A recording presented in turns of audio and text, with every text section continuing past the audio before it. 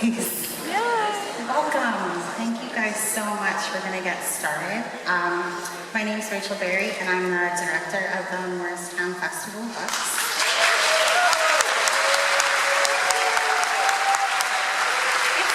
It's my first time, and it's fun. This is an amazing day. Thank you all so much for coming out. First, I want to thank our official festival sponsor, Morgan Stanley Private Wealth Management. We're so honored and grateful for their support.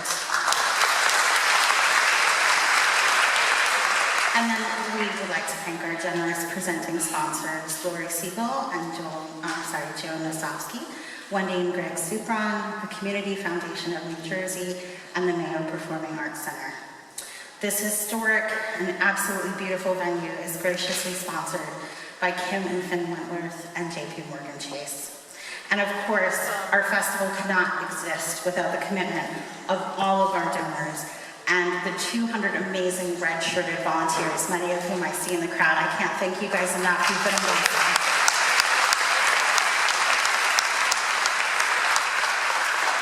We're all going to start a book club after this together. It's going to be amazing. We do take your suggestions and comments very seriously, so please fill out those comment cards. We're also going to send a survey out after the festival. Please know we really do pay attention. We want to hear your comments. We want to make the festival great. After this session, you can of course meet the author across the street at the Vail Mansion lawn, where you can purchase books and have them signed. And we have both frontlist and backlist titles, so the new stuff and all the stuff in between. Our authors have generously donated their time to be here, and the best way to thank them is by buying your books. Now, we ask you to please turn off your cell phones. Flash photography and recording devices are also prohibited. Of course, tag us in your Facebook photos. We love that. So along with our sponsors, we are absolutely delighted to present Ibram Kendi to the stage today. Kendi is a professor of history and a columnist at The Atlantic, as well as the founding director of American History's Antiracist Research and Policy Center. At 34 years old, he was the youngest ever winner of the National Book Award for Nonfiction.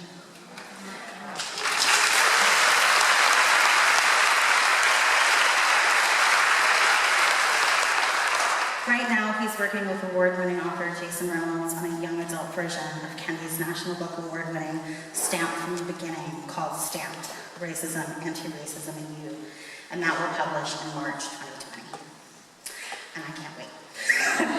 Amazing. Joining us today as a moderator, and this is an update from your program, an exciting update, is Professor Callie Gross. Gross is the Martin Luther King Jr. Professor of History at Rutgers University, and her research explores Black women's historical experiences in the U.S. criminal justice system. She is author of the award-winning books, Colored Amazons, Crime, Violence, and Black Women in the City of Brotherly Love, 1880 to 1910, and Hannah Mary Tabbs and the Disembodied Torso, A Tale of Race, Sex and Violence in America. She's co-authored a third book, A Black Woman's History of the United States, that publishes in early February 2020. And Professor Gross's books are also available in the author tent. Now please give a warm Morristown welcome to Ibram Kendi.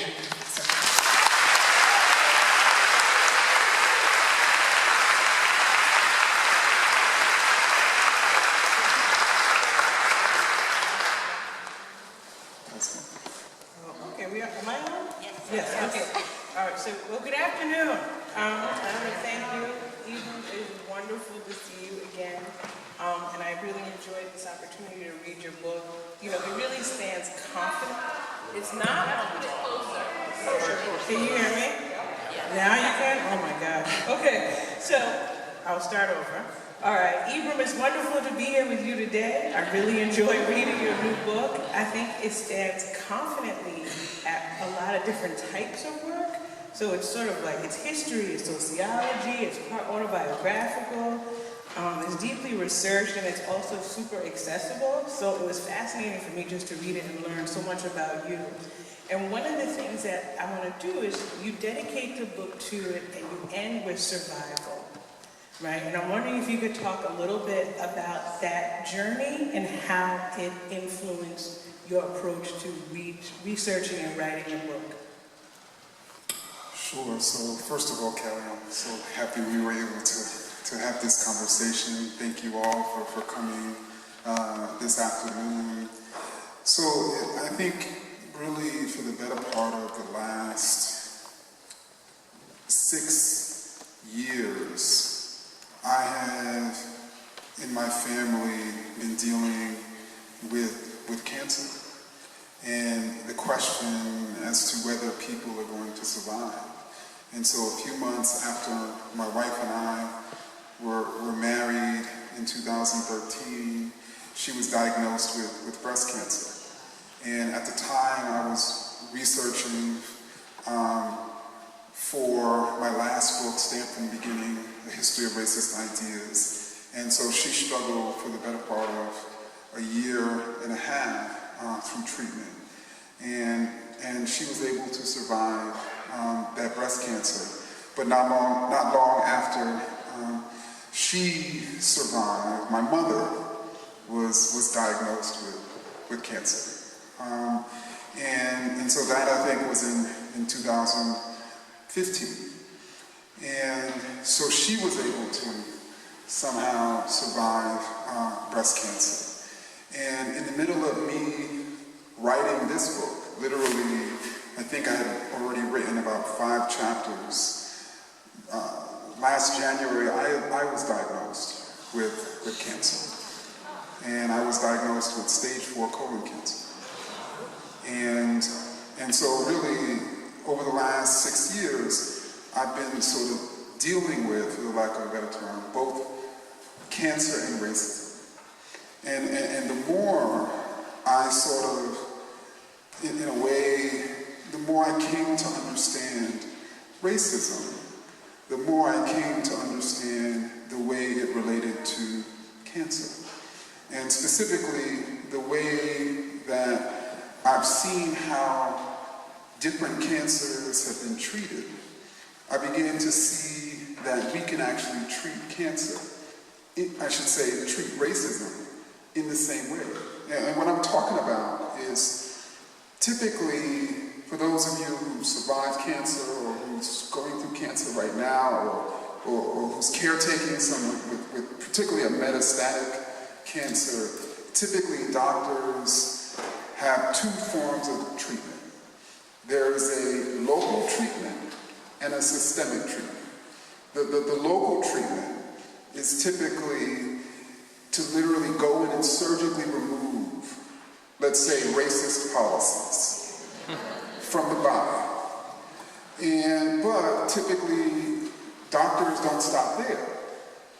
Doctors typically also flood the body with anti-racist policies that have the capacity to reduce the size of racial inequity, that have the capacity to prevent the reoccurrence of racial inequity. And so I wanted to sort of talk about fundamentally that we can survive as a society racism if we are willing to be serious in terms of removing the body of racist policies and flooding the body with anti-racist policies. And I wanted to emphasize that that is something we must do. There's no other choice left. If people right now, in this time, in this moment, do not realize the ways in which racism is literally killing this country, then I don't know what else it is that can be shown. And so we literally need to survive this racism in order for this country to survive. That's it.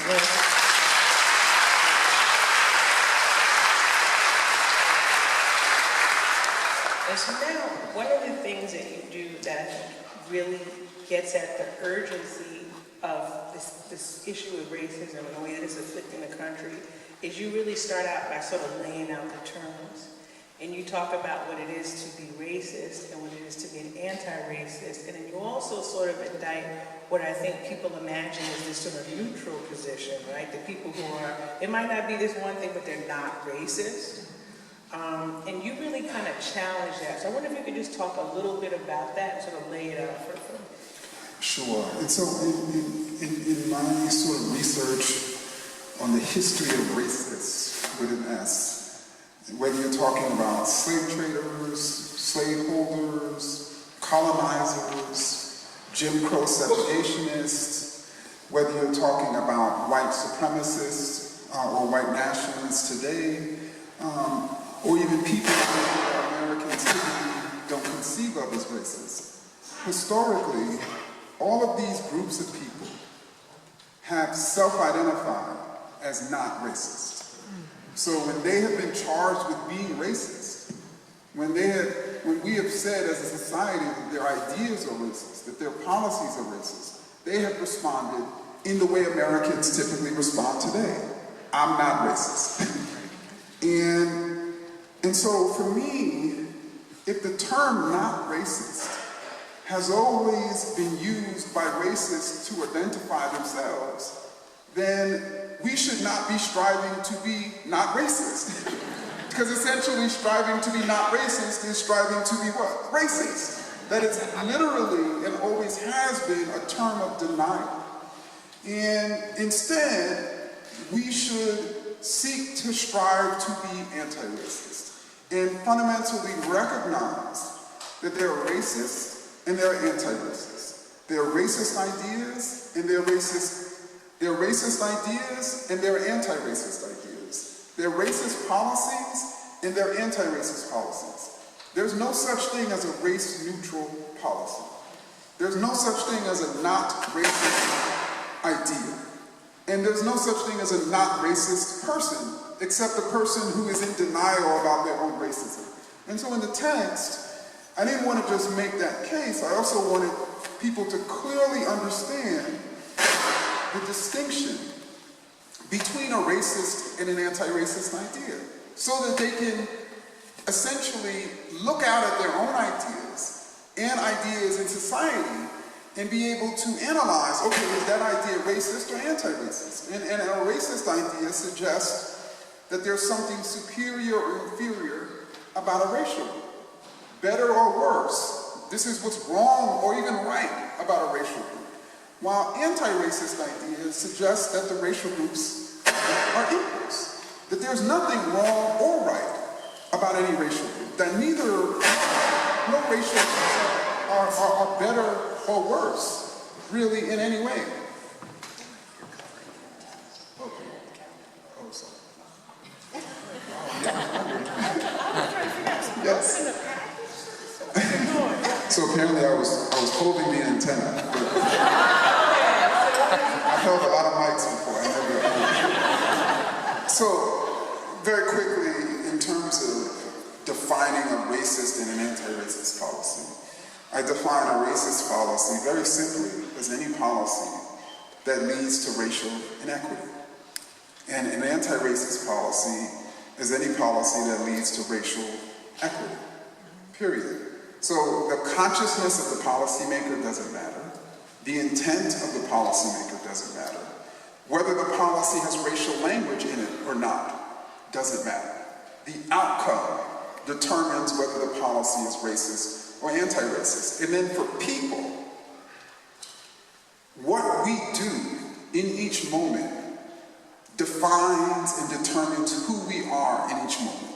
In other words, when we're saying racist ideas, we're being racist. When we're saying anti-racist ideas, we're being anti-racist. When we're supporting racist policies, we're being racist. In the next moment, if we're supporting anti-racist policies, we're being anti-racist. If we're doing nothing in the face of racist policies, we're being racist because we're allowing those policies to persist. And fundamentally, anti-racists are challenging racist policies and power, while racists are either doing nothing in the face of all of our racial inequities or literally supporting initiatives to reinforce it.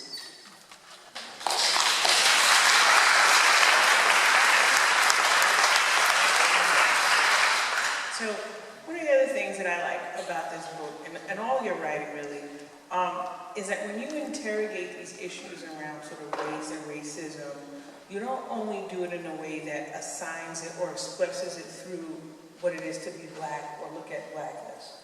And what I mean by that is you take a lot of time to also kind of interrogate and think about whiteness and white actions and the ways that these are also kind of operating in this sort of, this universe, right? As you describe and lay out these things. And you talk a lot about sort of dueling consciousness, right? You lay out some kind of sort of archetypes about how people approach certain things. And so I'm wanting you to talk a little bit about the assimilationist, right? The segregationist, and then finally sort of the anti-racist. But talk about this, how you do in terms of ways that you see these things operating within sort of how black people are functioning, and then also how you see it in ways that white people are also impacted by these ideas. Sure. So yeah, in my work I conceive of two kinds of racist ideas that are constantly debating and challenging each other and in confrontation with anti-racist ideas. So really, when we're talking about our racial debate, we're really talking about a three-way debate.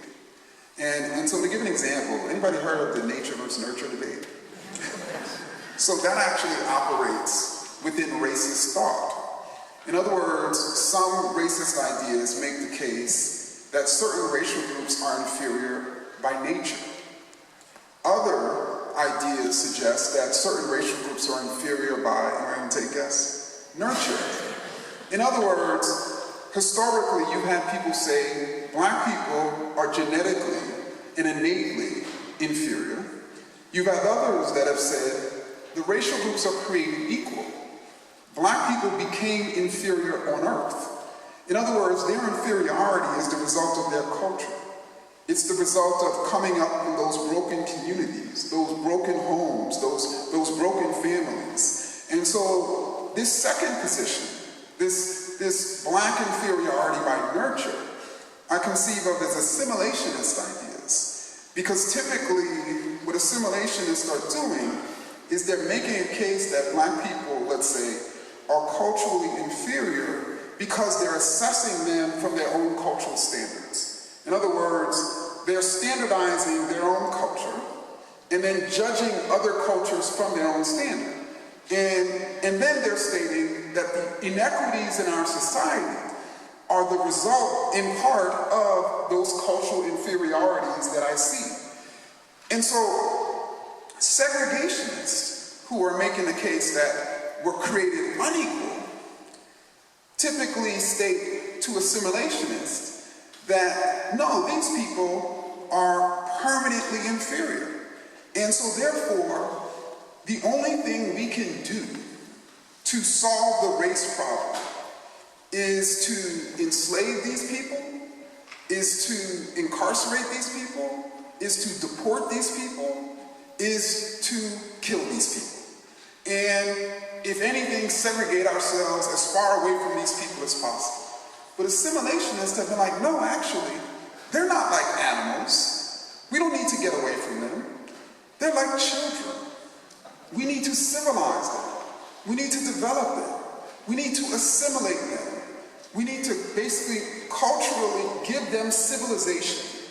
And they don't have that civilization because they didn't grow up in our society, in white society, in white homes. And so the way this sort of operates with, let's say, black people is, and it becomes very sort of complex because when you look at, for instance, black elites and the black poor, these are two separate racial groups. In other words, black elites, like white elites, consider themselves to be a separate racial group, a separate group than, let's say, the black poor.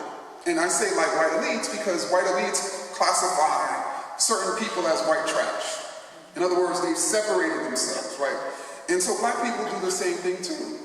And so when those black elites are basically stating things like those black poor people are poor because they're not working as hard as we are, they prefer welfare over work, they're more violent than we are.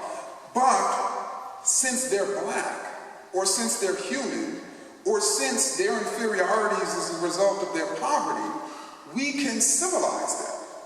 And so it's our job as Black elites to civilize those people. And so that's what we're going to do. We're going to flood their communities, not with jobs, not with resources, not with opportunities, but with mentors. So we're going to figure out ways to essentially mentor these people, improve them behaviorally. And similarly, when white Americans who look upon, let's say, Black communities writ large, meaning Black poor people and Black elites, as culturally and behaviorally inferior, they're like, okay, how do we go about civilizing these people?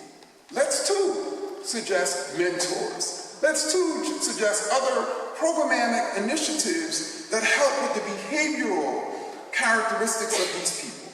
Let's make sure that they're listening to more Beethoven and Bach as opposed to that hip hop. Let's figure out ways to get them to go to Paris and Berlin to see the heights of world civilization, you know, to get them out of that Black neighborhood, as opposed to them realizing the ways in which their sort of ancestral lands in Africa are just as civilized as Europe. No, we just need to bring these people to civilization, and then everything will be okay.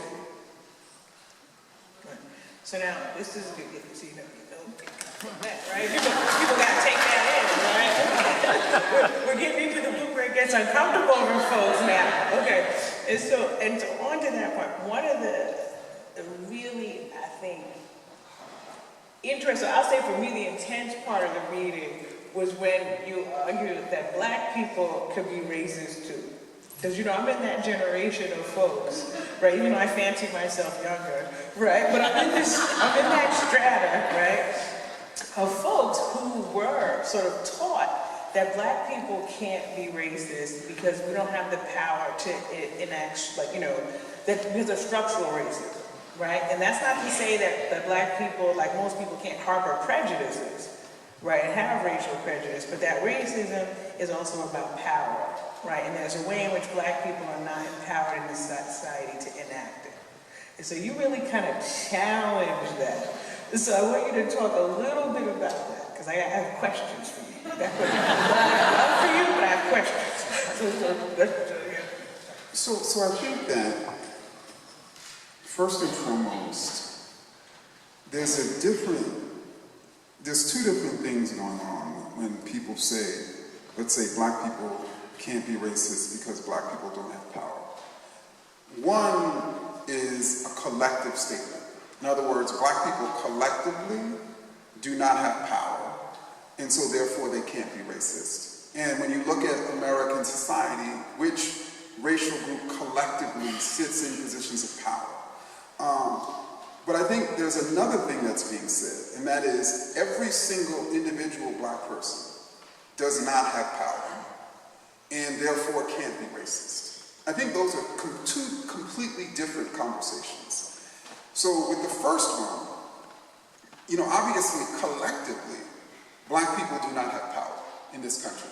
You want to look at the New Jersey political or even economic apparatus, or if you want to look at the federal sort of political or economic apparatus, or the justice system, or Black people predominating in prisons as opposed to corporate boards. I mean, it's pretty apparent, right, that white people have outsized power in this country relative to their population.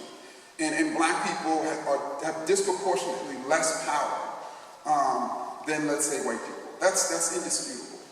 But then when we talk about individuals, I think it's a completely different conversation. And I think that when it comes to individuals, there are three ways that every single individual could have power. In other words, the sort of ultimate level of power that an individual can have is as a policy maker. In other words, you have the ability to make and shape and defend policy.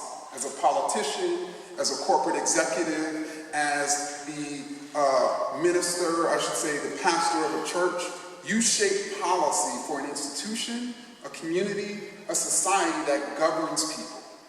And then you have policy managers. In other words, those policymakers make policy, and then you as a middle manager carry out those policies.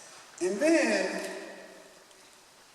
every single individual has the power to resist those policy managers and those policy makers. And what I was sort of trying to make the case in the text is that every single black person has the power to resist policy managers and policy makers. And some black people do not resist racist policy managers and policy makers because they have been led to believe that black people are the problem as opposed to racist policies. And then you have policy managers who are black, who choose to execute racist policies that harm black people to the best of their ability for their own professional gain. And then you have policy makers who are black, who make policies that harm black people for their own professional gain. Somebody like a Clarence Thomas.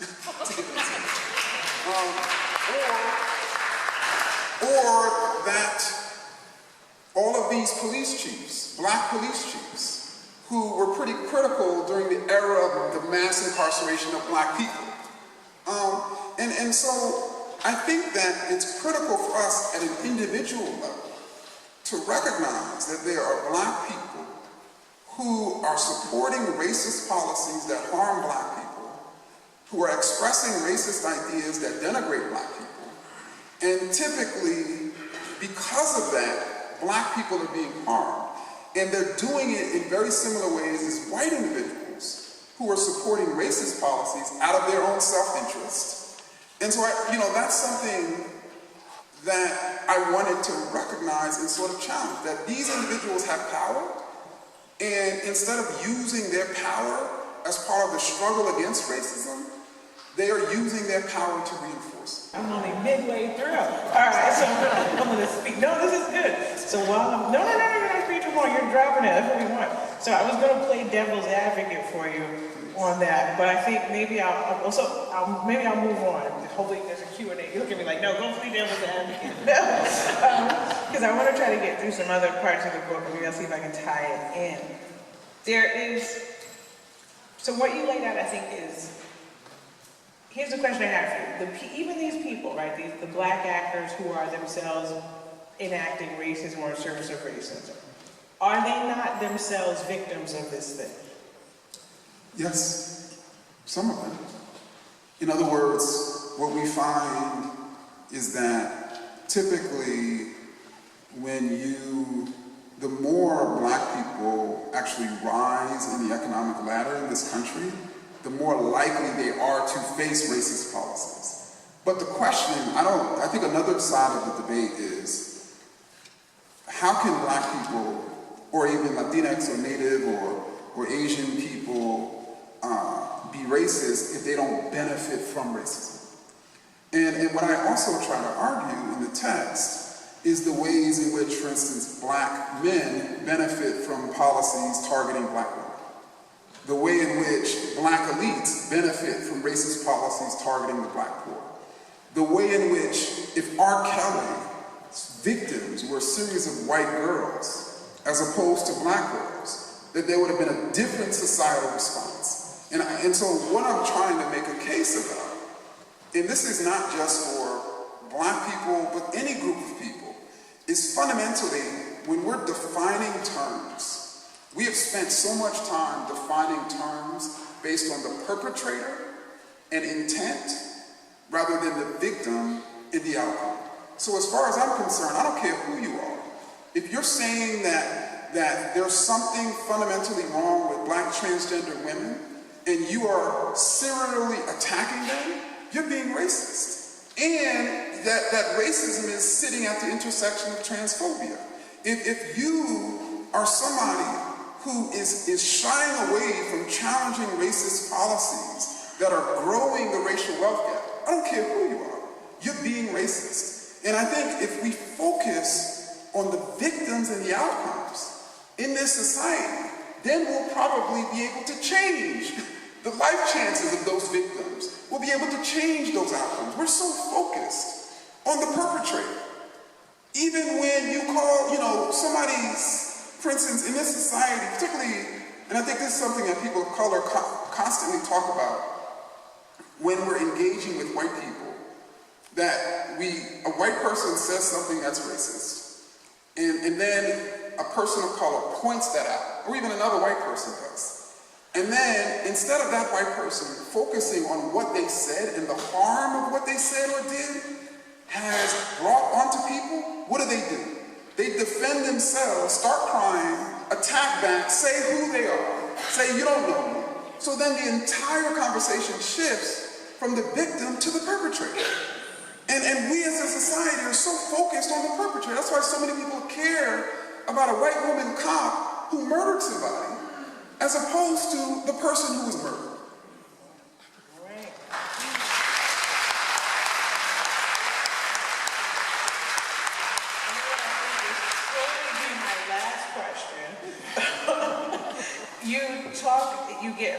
You talk about the ways that white supremacy also harms white people themselves, and I want you to get onto that too, because I want that message to be amplified in anywhere, any space, anytime. So say more about that and how you see that out. So let me probably give one of the most stark examples that is quietly existing right now. Anybody been following the gun debate? So you have states in which policymakers have been, and I should say their constituents, have been pushing for the removal of gun control policies in those states. And it's been typically white men who have been making the case, I need more guns so that I can defend against, and they don't say it this directly, but this is pretty much what they're saying. So they can defend against Latinx immigrants, so they can defend against Muslim terrorists and black criminals. So you've had, in these states, racist ideas have been utilized to gather and maintain support for removing gun control policies, which have imagined would help white people because it would allow them to be better protected.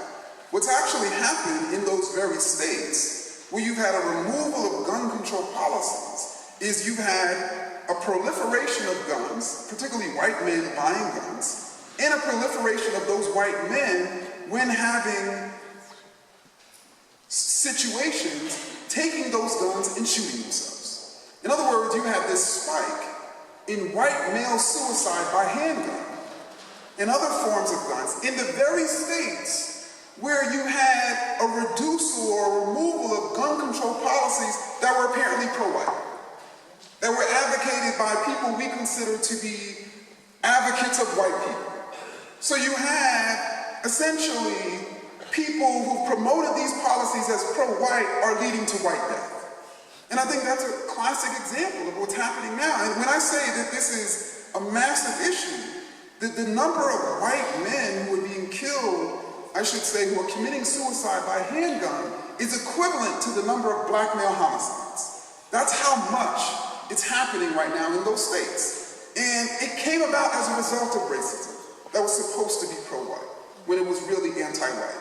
And so I think that we need to think very deeply about the way in which the racist attack against Obamacare has hurt white people, in which the attack against or the necessity to support Confederate monuments when the Confederacy essentially initiated a civil war that led to more white death than every other American war combined, let alone other people.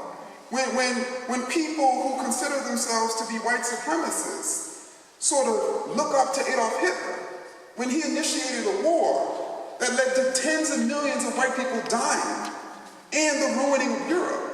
I mean, does everybody get this point? So ultimately, white supremacist is code word for anti-white. And I think when white people realize it, and it's not only code word for anti-white, it's literally anti-human. It's literally a nuclear ideology that's threatening human existence.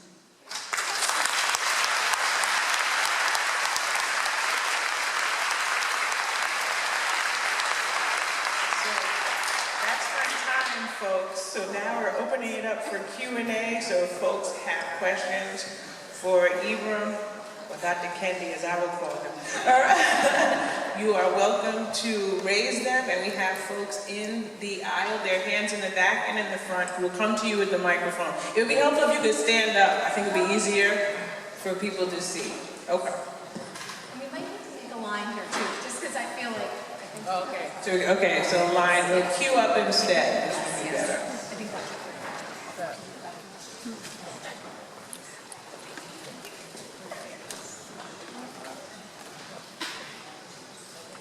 Thank you. It works. Thank you for coming. An amazing talk. I'm about halfway through the book.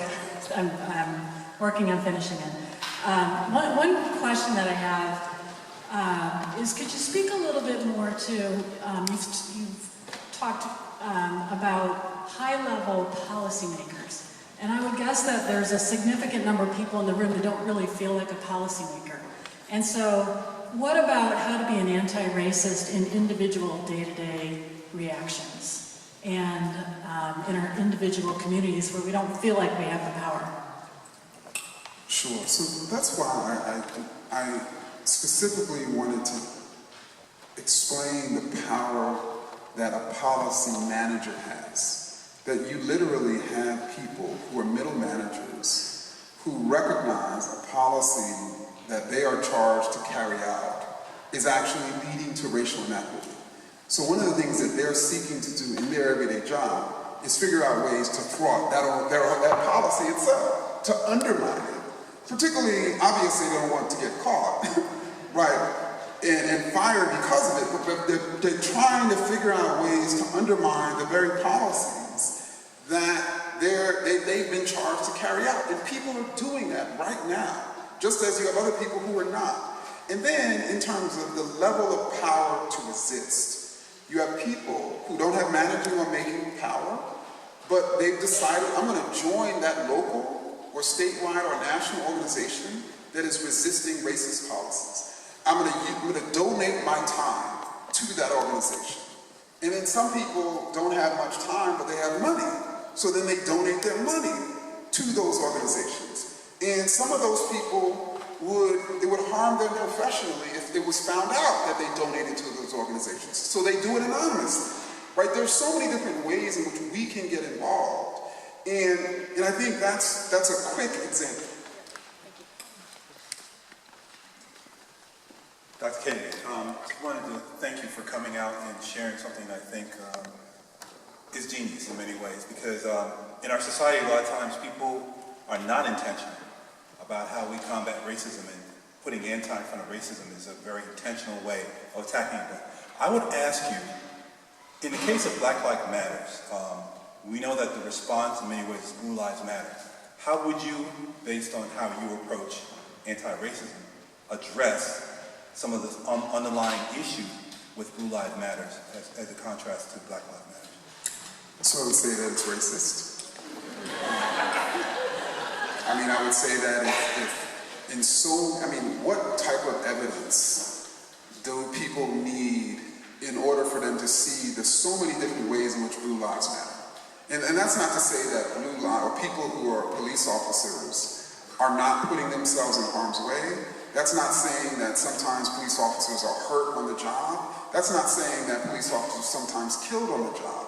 But what is the societal response when a police officer is hurt or killed on the job? It's very different than when that police officer shoots and kills an unarmed person. And what I'm arguing for, and I think Black Lives Matter activists are arguing for, is the societal response should be the same. In other words, we should value police lives and the lives of the people that they're supposed to serve.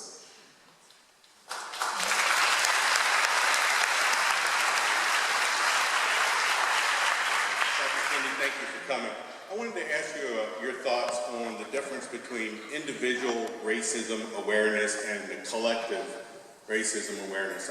I served a year in Vietnam, and when I went over there, there was a very different view that I had of the African American people in my unit than the year later when I left. And that was a very transformative experience.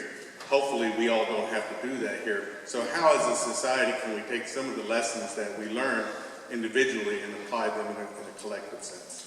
Well, I think that there's so many ways in which we can change policy in a way that would literally teach people and raise people to be anti-racist. So obviously, those of you who are teachers, can you imagine if your curriculums were essentially geared towards teaching children anti-racist ideas as opposed to not talking about race at all, which is effectively teaching them to be racist?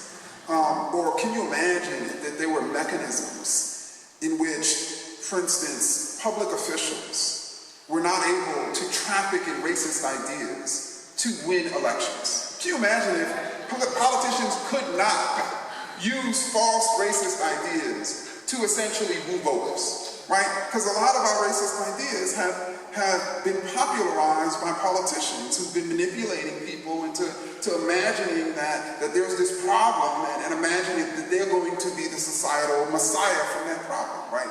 So there's so many different ways in which we can do it, in which we literally can ensure that our society and individuals are being raised to be racist. But we also know that the classroom is the most politicized space. And we also know that people like Donald Trump, what would he do if he couldn't traffic in racist ideas? He wouldn't even have words to speak.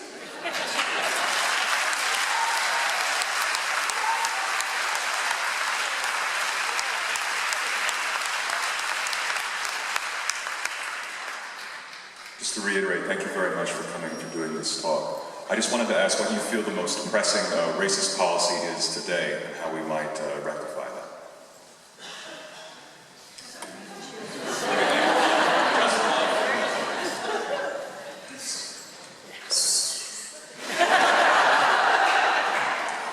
So,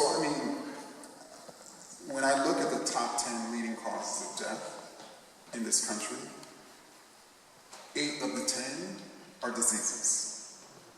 When I know we have a society in which there's so many people, particularly poor people and people of color, who don't have access to high-quality health care, and that lack of access to high-quality health care is leading to them not finding out that they had breast cancer early, or leading to them not finding out that they, at any point, that they had this debilitating disease, and then therefore leading to so many people dying.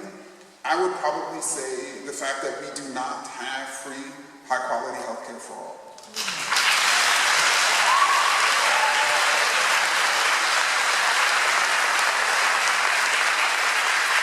Jake Delaney, the former mayor of Morristown for 8 years. And things are not easy to accomplish what you want to accomplish. And it does take guts. You talk about the system. We have, for example, the civil service system. To hire a cop, you have to have the top 3 top test takers. I want the streets of Morristown to have cops that reflect the community, that reflect the color. So what do? I have a young man who I've known since diapers, African American, he's 6th on the list. I go to my police chief, I want to hire him. My police chief says, no, you can't do that. My lawyer says, no, you can't do that. I said, we will do that. Mayor, how are you going to do it?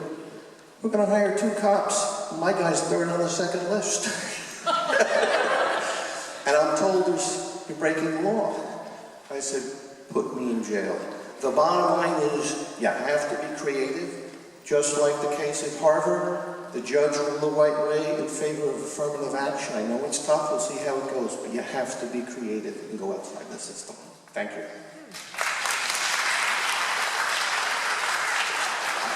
I agree, and you can also remove that testing mechanism as a barrier.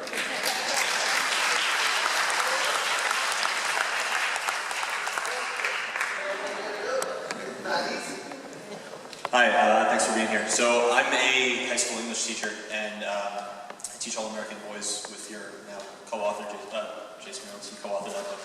And one of the things I appreciated was when you talk about the difference between being anti-racist and not a racist.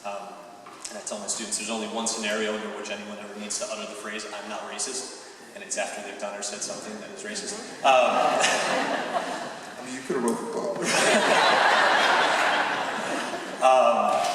But my question is, when someone does say, I'm not a racist, I don't hate black people, but they don't understand that by not acting, they're supporting racist policies and racism and things like that. How do you have that conversation with someone, kind of circumventing the natural kind of defense mechanisms that they may put up? It's an emotional thing being, accused of that type of thing, of supporting racist policies and systems. So I just wanted to hear what your thoughts were on that. So I think that is the reason why it is absolutely critical for each of us as individuals, and especially us as a community, to define terms. And so that if I was to say, you just said a racist idea, you were being racist, we both have the same definition of a racist idea. And so she can, or he could, literally apply what she just said to that definition.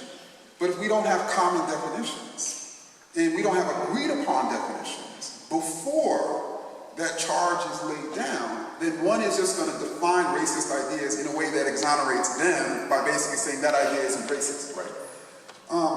Secondly, this idea that people who are racist hate black people is an interesting idea for those of us who study African American history.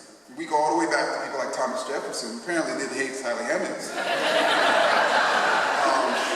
Or we talk about abolitionists who led the white abolitionists in this area and other places who were serious about ending slavery, but at the same time thought that enslaved black people were brutes.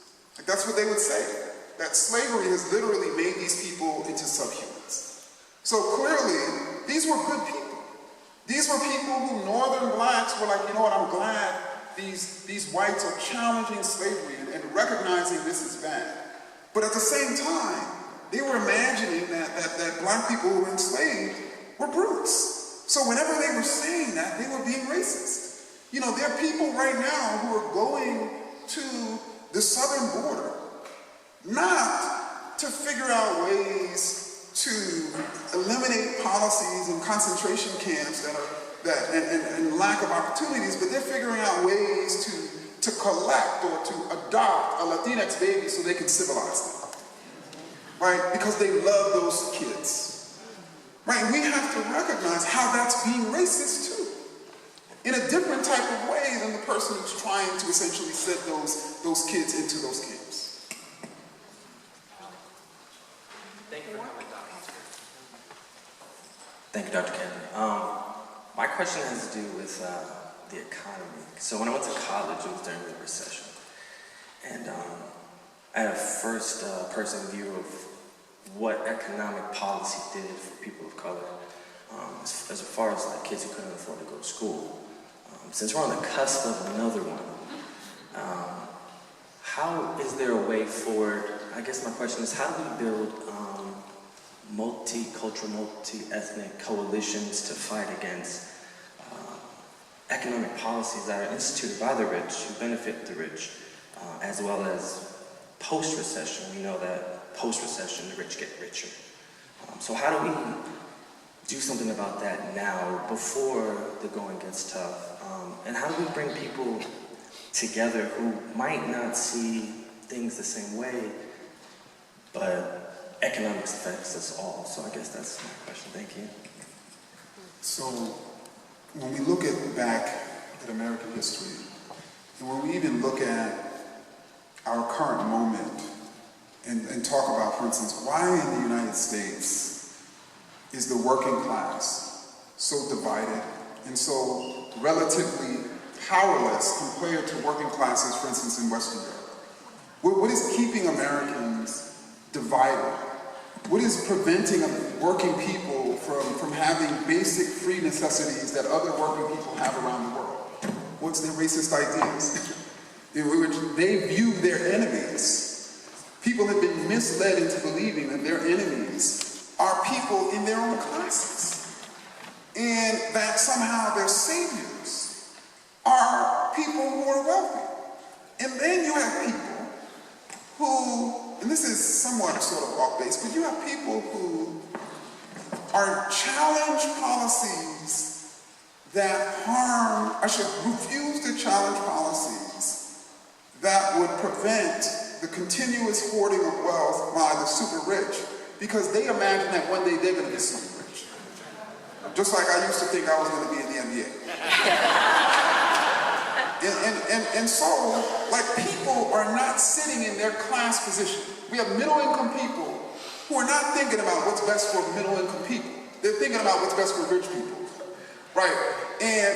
And so instead, you have people essentially not doing what's best for their class. And then simultaneously, they're like, you know what? When those Latinx people come into this community, they're taking my jobs. Or, you know what? If we equalize the schools in this county, that's going to take away from my child. Or, you know what? I mean, you know, you can go on and on, in which people constantly thinking about what they're losing, or what they could lose, as opposed to what they could gain.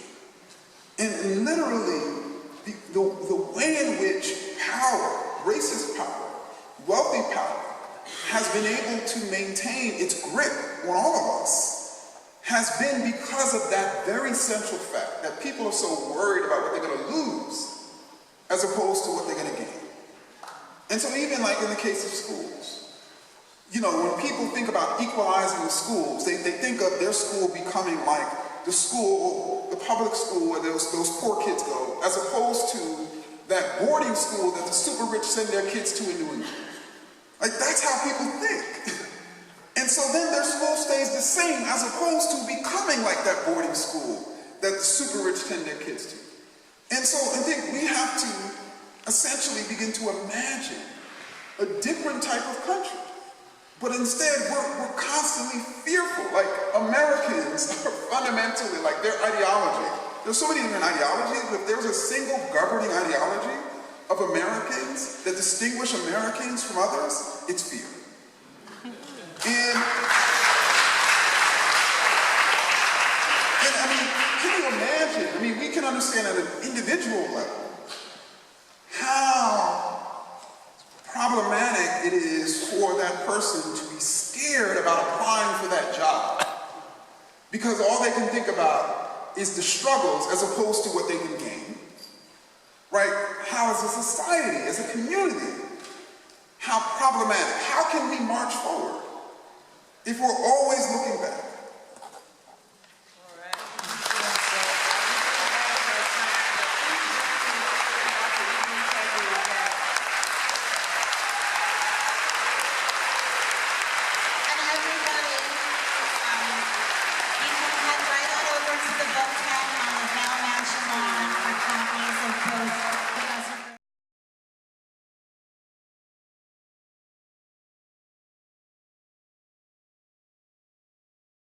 Morristown.